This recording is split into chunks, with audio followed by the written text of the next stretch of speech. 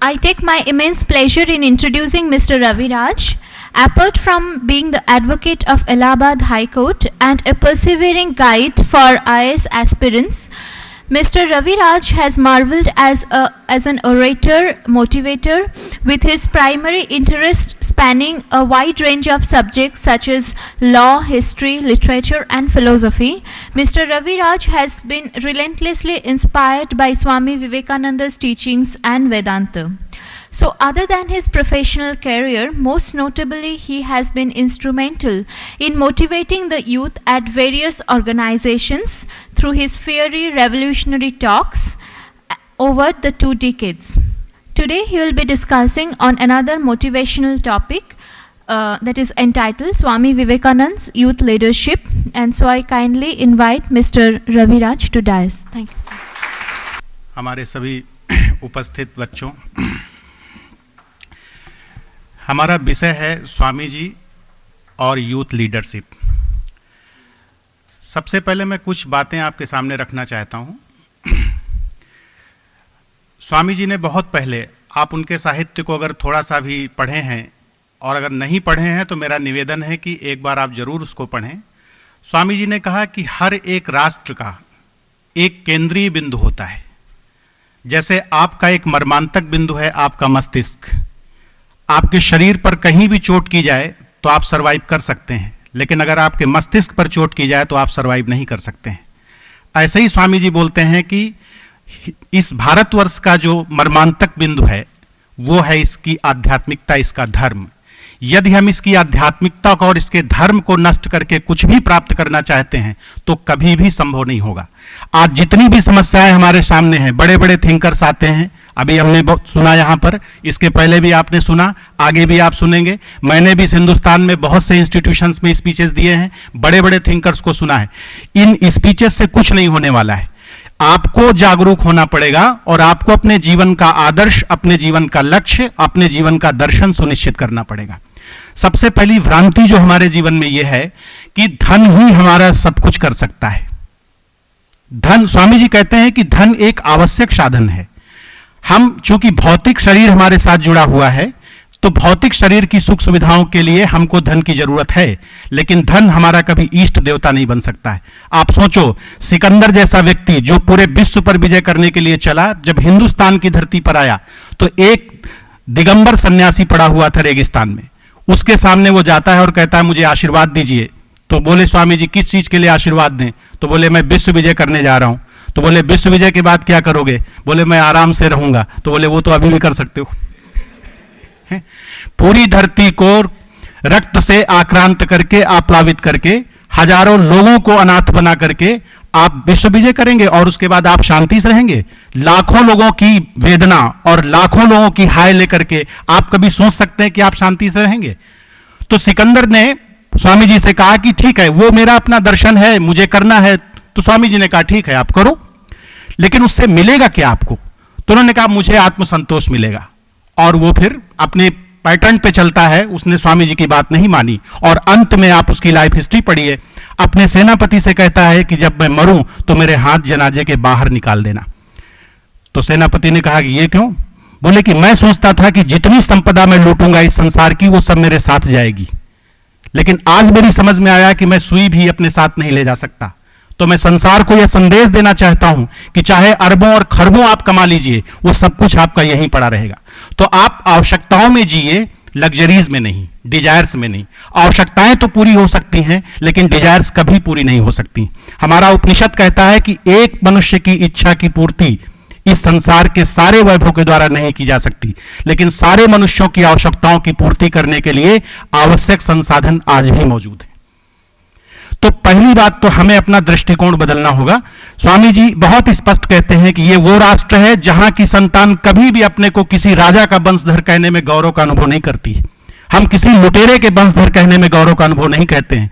यहां पर हमेशा हमने अपने आप को अर्धनग्न ऋषियों और तपस्वियों की संतान कहने में गौरव का अनुभव किया है। भगवान बुद्ध के जीवन में कौन सी कमी थी? चक्रवर्ती सम्राट के बेटे थे, लेकिन सारी संपदा को छोड़ करके उन्होंने सन्यास के पद को स्वीकार किया।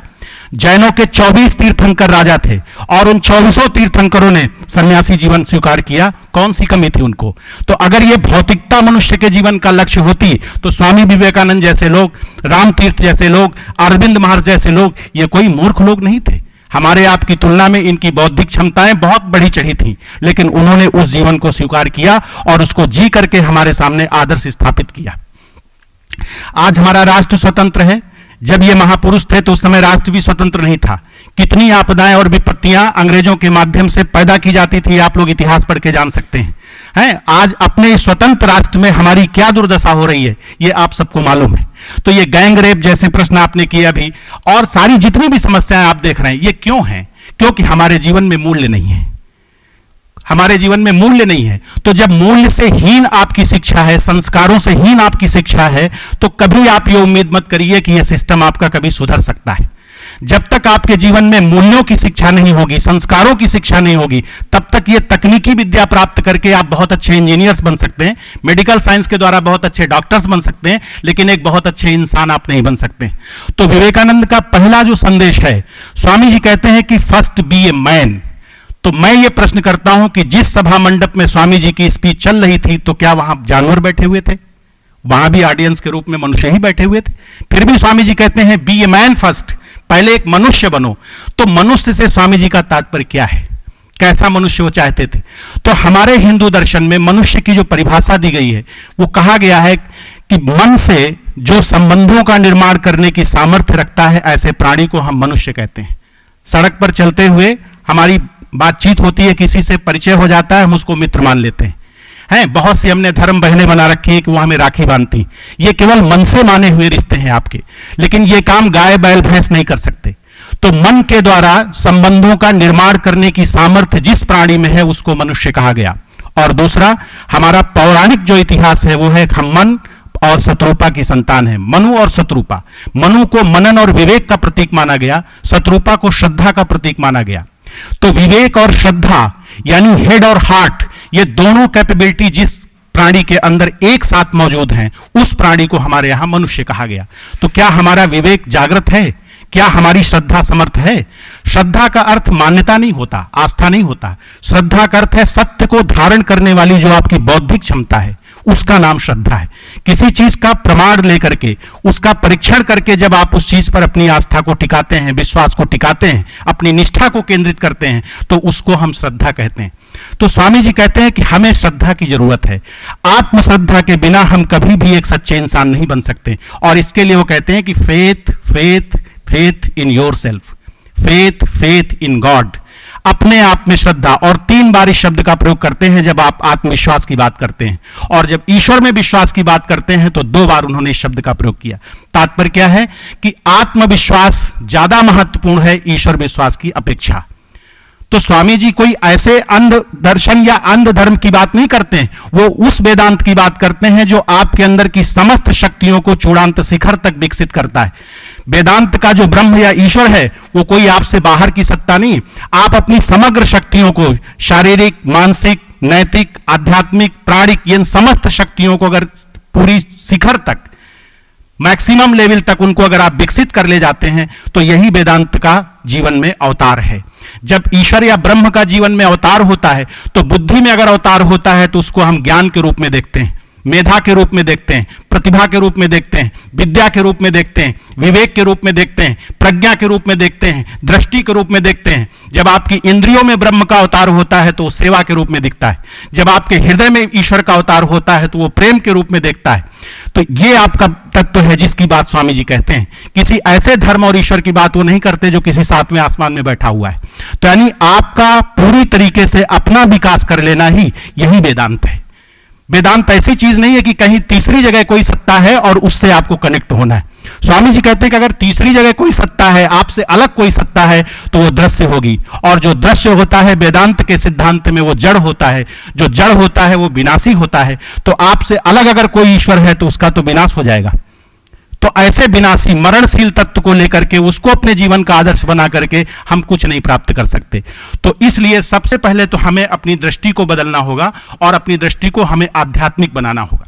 तो पहला सूत्र स्वामी जी कहते हैं कि आप 33 करोड़ देवताओं में विश्वास रख सकते हैं और उन समस्त देवी देवताओं में विश्वास रख सकते हैं जिनका विदेशियों ने आपके मध्य में परिचय कराया, लेकिन यदि आपका अपने आप में विश्वास नहीं है तो आपके उद्धार और कल्याण की कोई गुंजाइश नहीं है।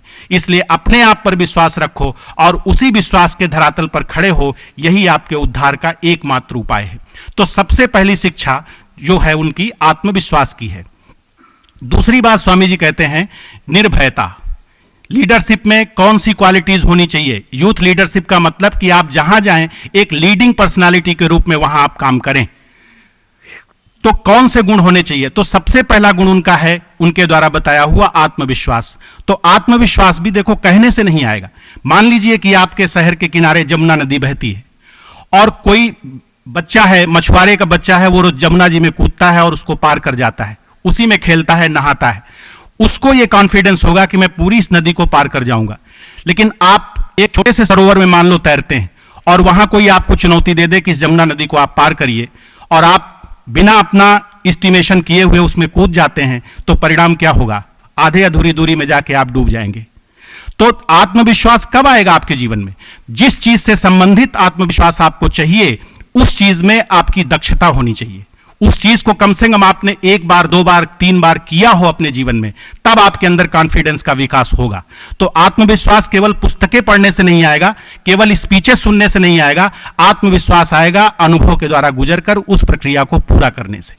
तो जिस भी क्षेत्र में, जिस भी कार्य में आपको आत्मविश्वास की जरूरत है, उस कार्य को आप लगन पूर्वक करिए, उसके अनुभव को प्राप्त करिए, उसकी कठिनाइयों पर आप विजय प्राप्त करिए और उसमें दक्ष बनिए, तब आपके अंदर कॉन्फिडेंस आएगा। अन्यथा वो केवल आपका दंभ होगा कि हम इसको करते हैं, लेकिन जब आप करने चलेंगे तो आप उसमें फ्लॉप करेंगे। तो पहला सूत्र है ये आपका आत्मविश्वास। दूसरी बात वो कहते हैं आपके जीवन में निर्भयता। स्वामी जी बोलते हैं कि उपनिषदों के अलावा मैंने कोई संदेश नहीं दिया है कहीं पर भी, और उपनिषदों में केवल एक शब्द ऐसा है जिस पर सबसे अधिक जोर हमारे ऋषि ने दिया, वो है निर्भयता। और निर्भयता का मूल तत्व है शक्ति। जो शक्तिशाली होता है वही निर्भय होता है। अगर आप में सामर्थ्य नहीं है तो आप कभी भी निर्भय नहीं हो सकते। अब यहां पर 2 शब्द टकराते हैं। गीता में भगवान ने 16वें अध्याय में जहां पर दैवी संपत्ति की बात किया है, डिवाइन वर्च्यूज, वहां पर अभय शब्द का प्रयोग किया है। अभयम सत्व संशुद्धि ज्ञान योग व्यवस्थिति। 16वें अध्याय का प्रथम श्लोक अभयम से शुरू होता है और स्वामी जी कहते हैं निर्भयम। तो निर्भय और अभय, इन दोनों शब्दों में अंतर क्या है? तो इनका मैं अंतर आपको संकेत कर दूं। निर्भयता शक्ति सापेक्ष है और अभयता भक्ति सापेक्ष है। भक्ति यानी प्रेम। जैसे कि आप बहुत खूंखार हैं, शहर के बहुत बड़े आप माफिया हैं, डॉन हैं, लेकिन आपके बच्चे को, आपकी पत्नी को, आपके भाई को, आपके माता पिता को, आपके मित्रों को आपसे भय नहीं लगता, क्योंकि आप उनको लगते हैं कि ये तो मेरे पापा हैं, ये मेरे पति हैं, ये मेरे मित्र हैं। तो जहां पर आत्मीयता है, आत्मीयता से अभयता का जन्म होता है, प्रेम से अभयता का जन्म होता है। ये मेरे अपने हैं। जहां ये वृत्ति आपके जीवन में किसी के प्रति अनुभव होगी, वो दूसरे के लिए कितना भी खूंखार हो, लेकिन आपको उसके प्रति अभयता का बोध होगा कि हम इनके पास रह के बिल्कुल अपने को अभय महसूस करते हैं। और निर्भयता शक्ति सापेक्ष है कि एक शेर खड़ा हुआ था तो गीदड़ उसके सामने डर रहा था, लेकिन एक सवाओ शेर आ गया 10 मिनट के बाद, तो जो शेर थे, जो बहुत बहादुर बन रहे थे गीदड़ के समक्ष, वो डरने लगे। तो जैसे जैसे आपकी शक्ति बढ़ती है वैसे वैसे आपकी निर्भयता बढ़ती है, और जैसे जैसे आपकी भक्ति बढ़ती है वैसे वैसे आपकी अभयता बढ़ती है। तो स्वामी जी ने जो शब्द प्रयोग किया, यद्यपि निर्भयता है, लेकिन वो निर्भयता भी अपने चरम विकास की सीमा पर जाकर के अभयता में परिणित हो जाती है। जैसे अगर शक्ति से निर्भयता आती है तो सर्वशक्तिमान जो है वही अभय हो सकता है।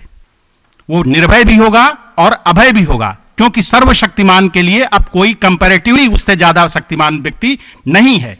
तो इस प्रकार से निर्भयता का भी जो आदर्श है, जो लक्ष्य है, वो अभयता की ही प्राप्ति है। तो हमें अपने जीवन में शक्ति से शुरुआत तो करनी चाहिए, लेकिन उस शक्ति के द्वारा हमको पहुंचना भक्ति तक है, और भक्ति भी आपको शक्ति देती है और शक्ति भी आपसे भक्ति करवाती है। आप हनुमान जी के मंदिर में जाते हैं, आप राम जी के मंदिर में जाते हैं, क्यों जाते हैं?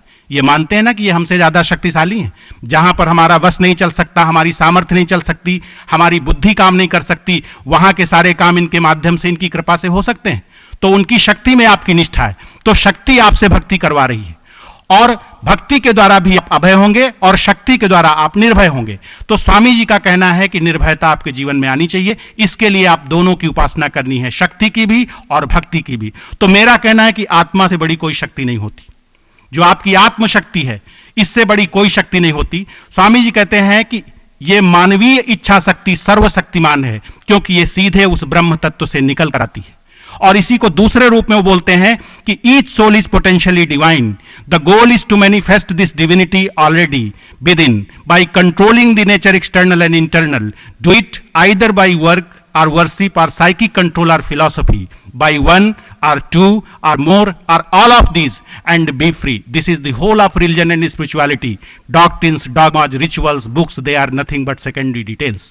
यानी प्रत्येक जीव अव्यक्त ब्रह्म है, ब्रह्म यानी सर्वशक्तिमान सत्ता, और इस अपने अंदर प्रसुप्त जो ब्रह्म तत्व है इसकी अभिव्यक्ति करने के लिए आपको अपने अंतः और बाह्य प्रकृति का नियमन करके कर्म के माध्यम से, ज्ञान के माध्यम से, भक्ति के माध्यम से, योग के माध्यम से, इनमें से किसी एक के माध्यम से या अनेक के माध्यम से या सभी के माध्यम से इस आत्म तत्व की या ब्रह्म तत्व की अभिव्यक्ति करनी है और मुक्त हो जाना है।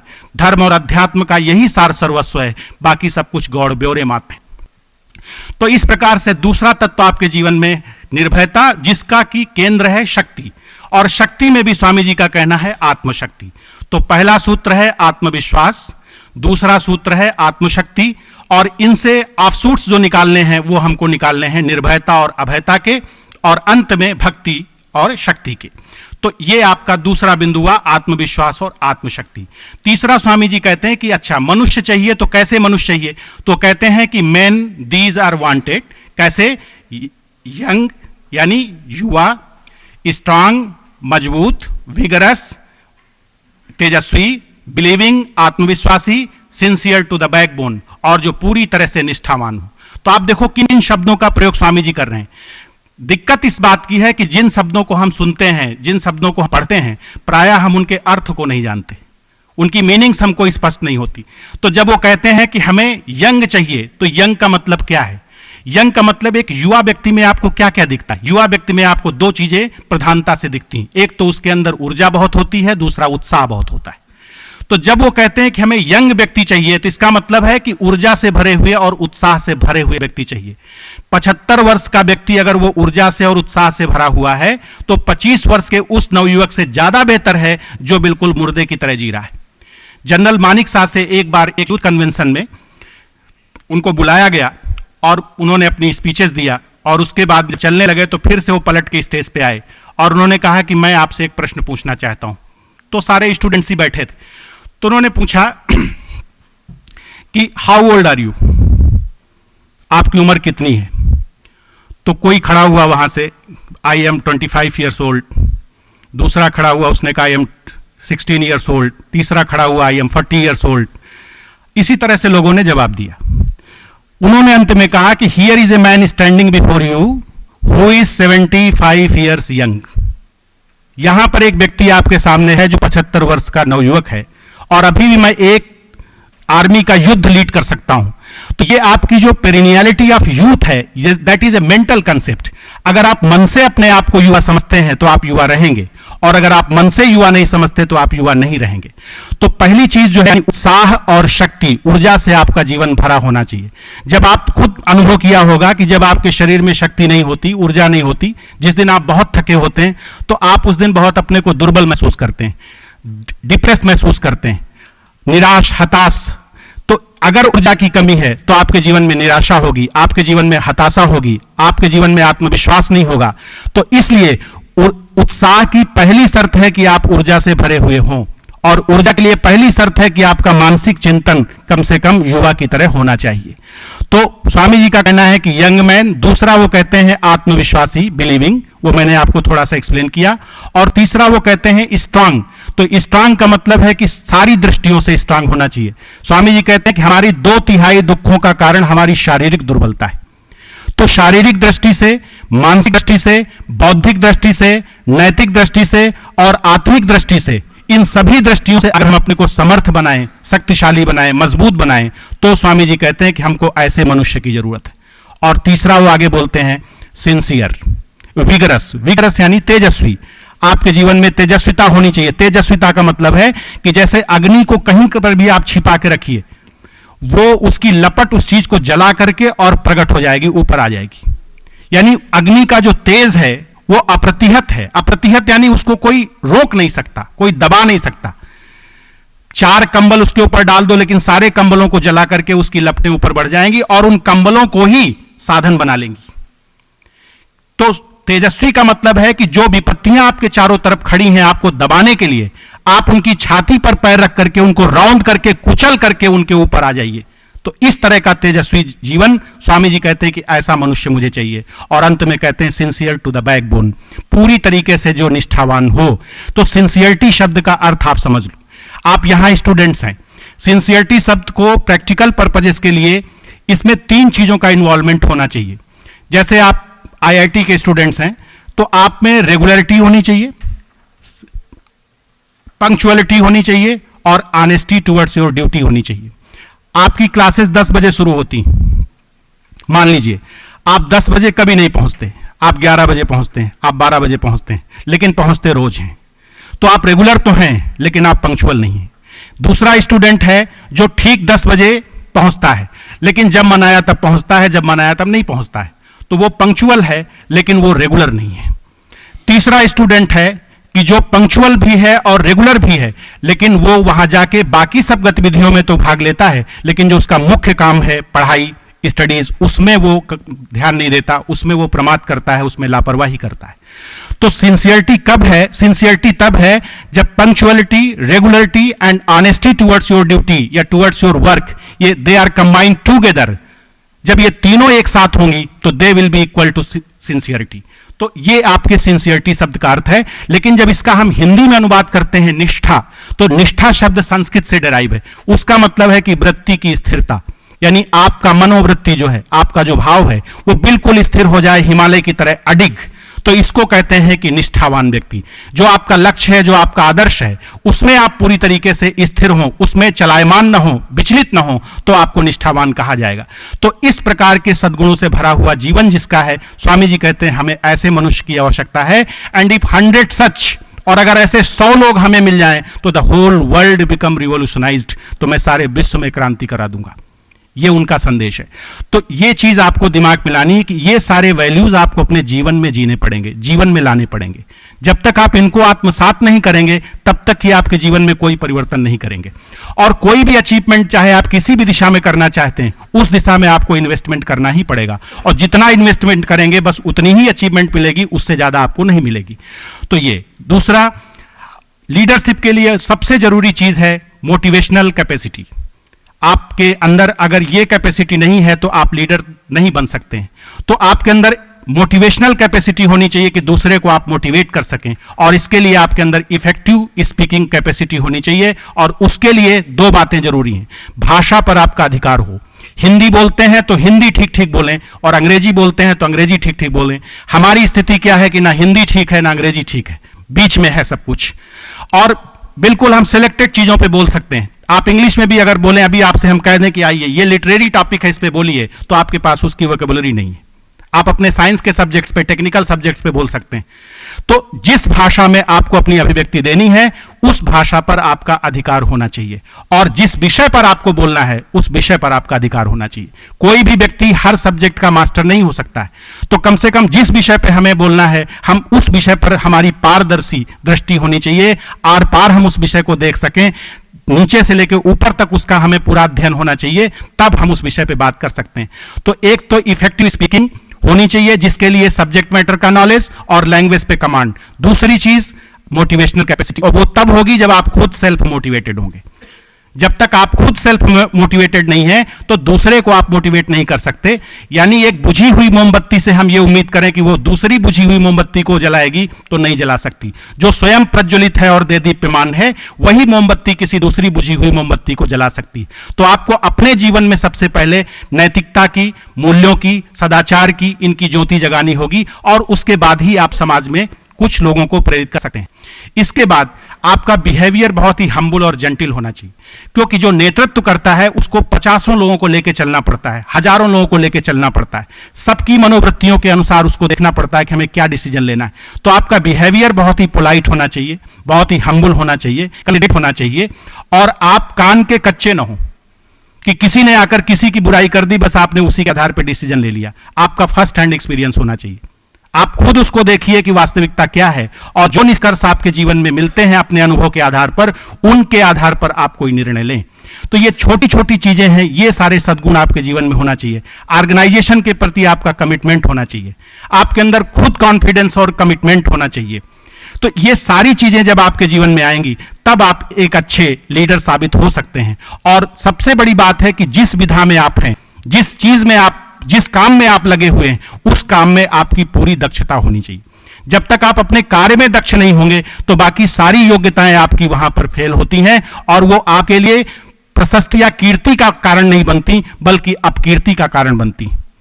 तो अपने काम में दक्षता, जो आप हैं, अगर आप एक इंजीनियर हैं किसी विधा में तो आप उसमें दक्ष बने, आप डॉक्टर हैं तो आप उसमें दक्ष बने, आप किसी चीज के टीचर प्रोफेसर हैं तो आप उसमें दक्ष बने, आप लॉयर हैं तो आप उसमें दक्ष बने।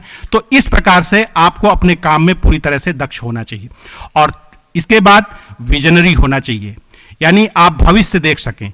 जो डिसीजंस आप ले रहे हैं उन डिसीजंस के आधार पर आपका दल, आपका संगठन, आपकी संस्था, आपका जीवन ये कहां जाएगा, किस डेस्टिनेशन तक पहुंचेगा, ये स्पष्ट बोध आपको होना चाहिए।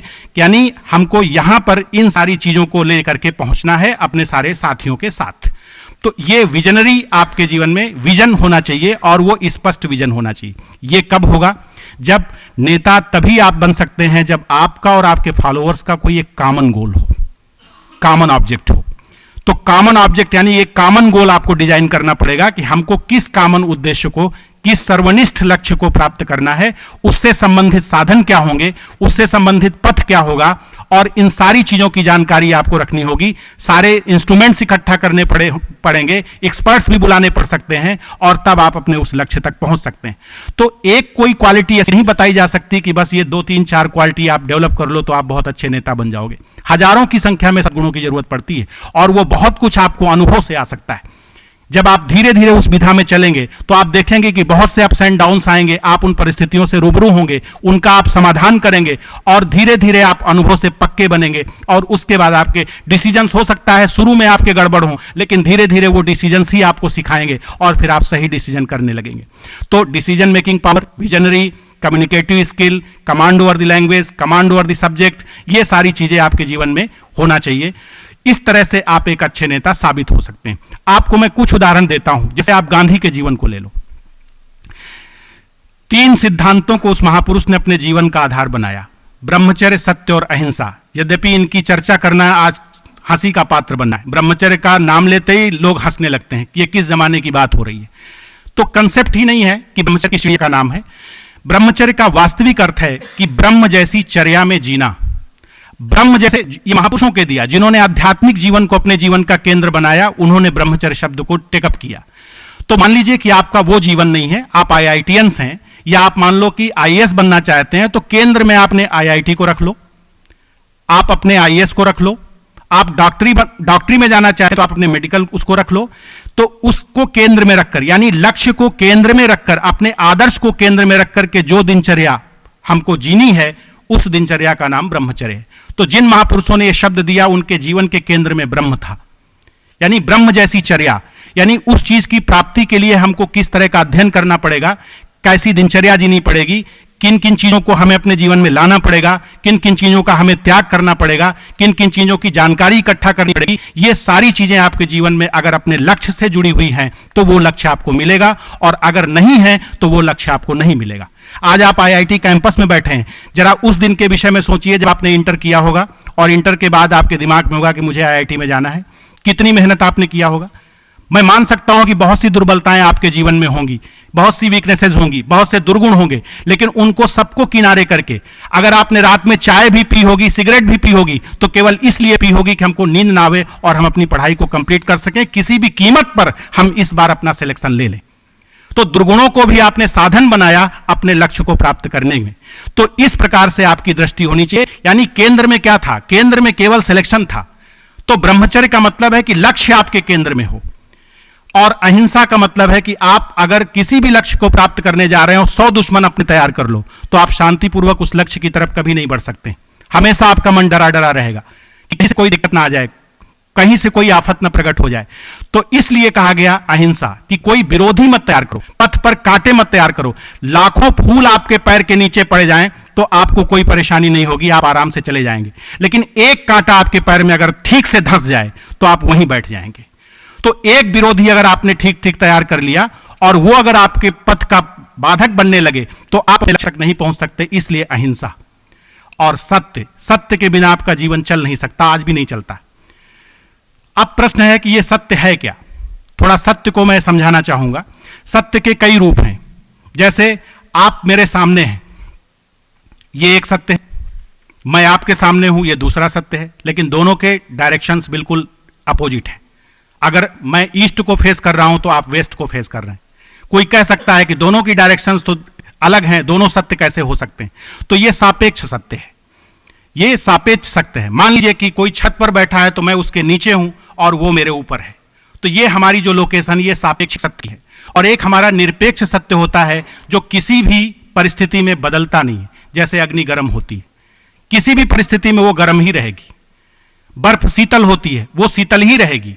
तो एक सत्य वो है जो कभी बदलता नहीं है, और एक सत्य वो है जो सापेक्ष सत्य है, और तीसरा सत्य वो है कि जो व्यवहारिक सत्य है, कि जैसा हमने आंख से देखा, जैसा हमने कान से सुना, जैसा हमने इंद्रियों से अनुभव किया, हम वैसा आपको बोल रहे हैं। तो यहां पर सत्य का अर्थ है गांधी जी के अनुसार कि जो कुछ हम देख रहे हैं, जो कुछ हम सुन रहे हैं, जो कुछ हम समझ रहे हैं, कम से कम वो हम अपनी समझ के अनुसार, अपनी दृष्टि के अनुसार, अपने अनुभव के अनुसार हम अभिव्यक्ति दें। पारमार्थिक सत्य से उनका तात्पर्य नहीं है कि आप ब्रह्म सत्यम जगत मिथ्या वाले सत्य को आप प्राप्त करने के लिए चलें। वो बहुत ऊंची स्थिति है और वो बहुत बात की स्थिति है। तो इन तीन सिद्धांतों को लेकर के उस महापुरुष ने इस राष्ट्र में क्रांति मचाई, और जो प्रधानमंत्री के पद के ऊपर आसीन हुए जवाहरलाल नेहरू जैसे लोग भी गांधी के पीछे पीछे ही चलते रहे। उनके अगर फिजिक को देखो तो वो भी कोई बहुत आकर्षक नहीं है। तो व्यक्तित्व तो आपके फिजिक से भी नहीं बनता कि आपका शरीर बहुत अच्छा है, शरीर सौष्ठव बहुत है, बहुत बलवान है, बॉडी बिल्डर है, तो उससे भी व्यक्तित्व नहीं। व्यक्तित्व तो आंतरिक सद्गुणों से विकसित होता है, और यह व्यक्तित्व के निर्माण की जो प्रक्रिया है, लीडरशिप व्यक्तित्व निर्माण का एक अंग है, एक उसका आयाम है। उनके साहित्य में बहुत विस्तार है। मैं 4 पुस्तकें आपको रिकमेंड करना चाहूंगा यहां से कम वो 4 पुस्तकें एक बार आप मनोहर कहानियां की तरह पढ़ जाइए। एक है आपका lectures from Colombo to Almora, दूसरा है लेटर्स ऑफ स्वामी विवेकानंद, तीसरा है उनकी लाइफ हिस्ट्री। चाहे आप इंग्लिश में पढ़ना है तो लाइफ हिस्ट्री उनकी है by eastern and western disciples, और हिंदी में पढ़ना है तो सत्येंद्र नाथ मजूमदार की। और एक है स्वामी जी के संग में, स्वामी जी के संग में। ये 4 पुस्तकें आप अगर पढ़ लेते हैं तो मुझे लगता है कि स्वामी जी का जीवन दर्शन आप बिल्कुल अच्छे से समझेंगे, और तब आप पढ़ करके देखेंगे कि मैं कहां भूला हुआ था, कहां भटका हुआ था।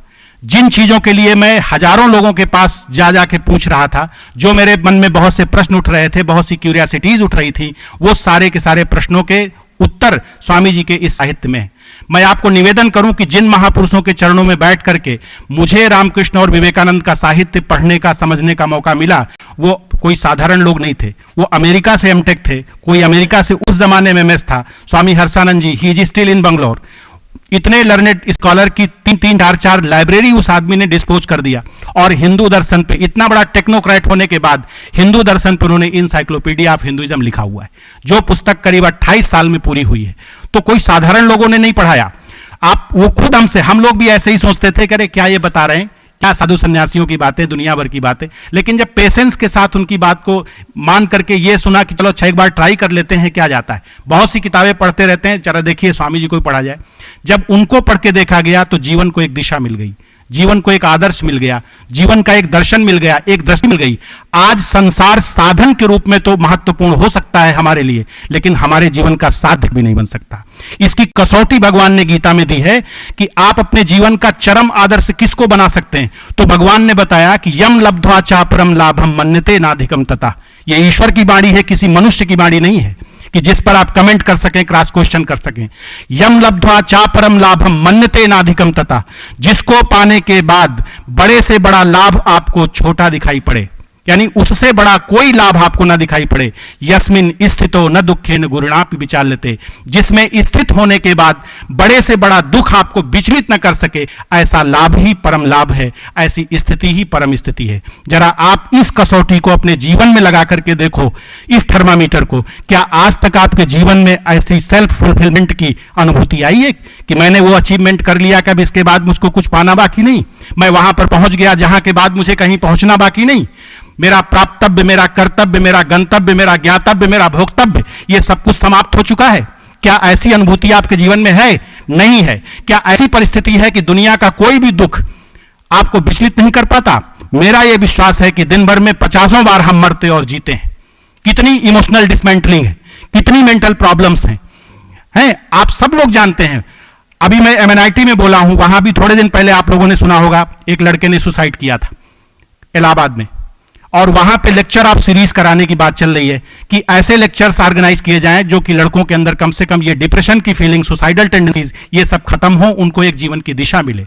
तो मेरा ये कहने का मतलब है कि स्वामी जी का संकेत ये है कि हम वेस्टर्न साइंस और टेक्नोलॉजी के साथ ईस्टर्न फिलॉसफी एंड वेदांत को कंबाइन करें, और इंडियन वैल्यूज, हमारे स्टैंडर्ड्स तो ग्लोबल होने चाहिए लेकिन हमारी वैल्यूज इंडियन होनी चाहिए, क्योंकि वैल्यूज के मामले में भारत जैसी संस्कृति और किसी भी देश के पास नहीं है।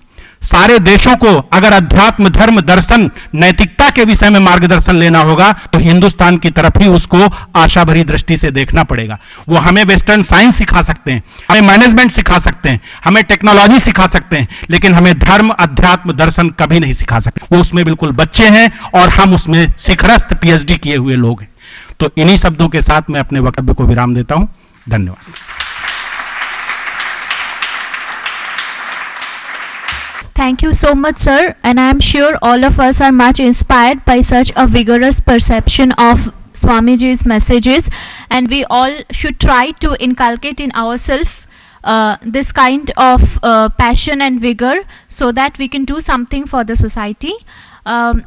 Thank you so much, and now we take our honor in felicitating Mr. Ravi Raj, and we kindly request Dr. D.P. Mishra to do the honor.